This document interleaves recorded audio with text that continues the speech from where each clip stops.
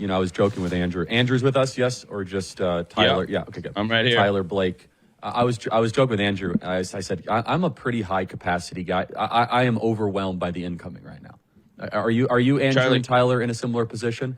You're the most high capacity guy I've ever seen, actually. I mean, I'm not just trying to, like, Charlie Kirk during the show will be managing like 6 to 7 different like high capacity tasks, messaging everybody all at the same time. And yeah, he finally told me, like, Andrew, like, I need some space this morning, dealing with everything we got going on. It's too much. I mean, I have a lot of people reaching out, and by the way, really, really great stuff. That's why I was like, I got to make a call. All right, Tyler. Speaking of incoming, what is going on in our beautiful state of Arizona?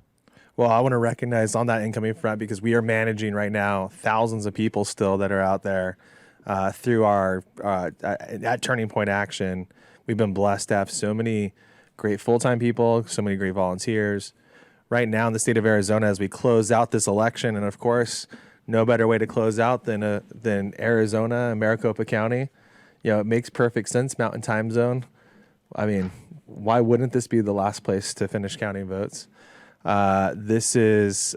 now have over 1,500 people who have signed up, trained, and are out curing ballots. And so what this means is we ran the numbers last night. Charlie came over to HQ. I think we were there close to midnight again last night, and I was with the team with Matthew Martinez, who will hopefully make his Charlie Kirk show debut very shortly, because we will be going up ahead is the goal. But just crunching the numbers on what's left in Maricopa County, what's left in the rest of the state of Arizona, and what is the likelihood of how those votes will break. We did get a drop earlier today, as you mentioned on your show, of 23,000 ballots. It was a small drop for Maricopa County. It was a little bit unexpected because they've been doing afternoon drops, and they said that they were going to do a mid-morning drop. But it broke 58% for Kari Lake and 40% for Ruben Gallego, which, of course, is way above what she needs way above our estimates. Remainder. The last two drops were way above anything. We estimated a 50-50 drop in Maricopa, and she will now exceed that. Blue Anon was talking about how, and the Blue Anon Twitter, the hopium. It's so funny because now you're seeing there's a lot of hopium coming out of the left, and this is a really different perspective from last time, Charlie, with Kari. Was last time we saw a lot of goading online. There was a lot of chatter against the right. You're not seeing that this time, which, you can infer whatever you want from that. I think everybody's on pins and needles waiting for these returns to come in, and really anything can happen still. I think it's still, we talked about this being a 50-50 race for Kari. It's going to be very close. Very close. When I say very close, we're talking tens of thousands of votes is what's going to make the difference here, which is a fraction of a percentage point in this election, potentially. But you look at this last time, the recorder's office, typically they can't release results, but they know results before everybody else. And so when they see these results and they go through and they start adjudicating and curing or going through the curing process and setting ballots aside, and before they release things, and they have to go through all the processes that they have to do in order to fully count and transmit the results, you start seeing people react and act differently. And definitely there's a different vibe in the room this time than there was in 2022. In 2022, there was definitely an emanating, haughtiness that was coming out of the recorder's office. And the recorder was definitely not a Kari Lake fan. It's definitely not a conservative fan. Stephen Richer is, by all he calls himself a Republican, ran as a Republican, but had the support of all the Democrats in the state. That's why he lost his primary so handily. But we're not seeing that, again, emanate from there. And what we're seeing is this, and this is getting really into the weeds, and we'll talk about this a little bit more later tonight probably, but we have legislative races that are extraordinarily competitive in very competitive districts in North Phoenix and Scottsdale and West Mesa, in particular in the Valley, that these races are the ones that are seemingly having ballots be counted last. And so I have a theory they're not only zeroed in on Kari Lake, but they're also zeroed in on the embarrassment that they're going to suffer if the Democrats basically give up 5 or 6 additional House seats and a couple Senate seats that are going to really tell a story here in Arizona of a massive red landslide. And again, we're not there yet. We're still a long way away. No red wave talk, none of that. But President Trump does seem to have uplifted a significant amount of these. Our program, our ballot chasing program, uplifted a ton of these people, and we may be able to squeak by with a bunch of wins at the local level. That's definitely going to tell a story beyond Kari Lake. Andrew, do you have some thoughts here? And just again, Tyler is still more bullish than I am on the Arizona thing, partially because of 2022 vibes. But I will say this, and this is breaking news, not breaking, but it's a vibe shift. Bill Malhusian, who I really respect, but definitely is super careful with this stuff. Would you agree, Andrew? Has now said ballot counts in Arizona continue to go in Kari Lake's favor. Keep an eye on this race. By the way, I have bookmarked on my Twitter everyone who called Ruben Gallego a victory. I have it all bookmarked, and we know who you are, including reporters, by the way, who can't do math, including reporters.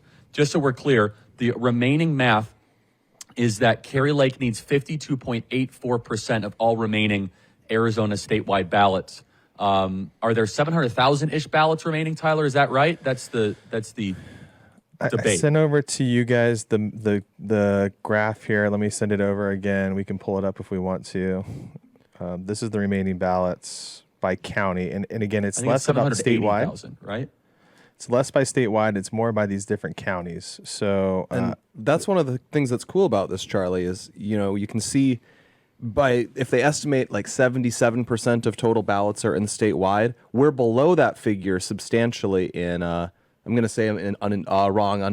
intentionally Cochise County, in Yuma County. Blake's trying to mispronounce all the county names just specifically to tick off the Indian tribes. Whereas they're 100% in from Santa Claus County. Yeah. So the counties, there's basically a way to look at Arizona, Charlie, and Andrew and Blake, and there's 4 buckets. There's 4 buckets, okay? There's 2 buckets in Maricopa County, and then there's the rest of the state. The 2 buckets in Maricopa County that are left to count are the early drops. So the late early drops. So the late early drops are Saturday, Sunday, Monday. Saturday, Sunday, Monday. Those have to be counted pretty much first. So that 23,000 that got counted today, it was from that bucket. The second bucket is the drop-offs on Election Day. Maricopa County announced yesterday at 6 p.m. while we were streaming, it's 229,000 ballots. Those should and typically look a lot like Election Day, but and the build out of that actually looks a lot like a little less, 5 points less, 5 points less. We're optimistic on that because they probably would have mailed in their ballots more consistently. But let me repeat, those typically look a lot like the same as Election Day. Now, we don't know how those are going to break. Last time, they broke a little bit less. The time before that, they broke a little bit more. You have a scenario, I think, that's playing out this time, which is that people were mentally bringing their ballots because Maricopa County screwed up the election so bad in 2022 that there could very well be a possibility that there's an uncounted, more conservative bend to this drop. Mainly because people showed up intending to vote in person, but they chose not to vote in person. We had an undervote in person this time than what we were projecting. And I believe that there were probably more people that showed up and dropped off their ballots because they got there and they said, you know what, it's fine, I'll just drop it off. I feel good about it. The other 2 buckets that exist within the state, Charlie, Andrew, and Blake, are you have all of the remaining counties and then you have Pima County. All the other remaining counties are going to break for Kari, and they have so far well over 65%.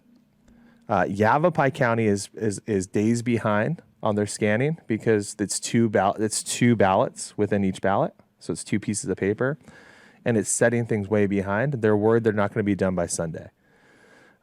You have Pima County, who traditionally has gone very slow. It's just northern Mexico.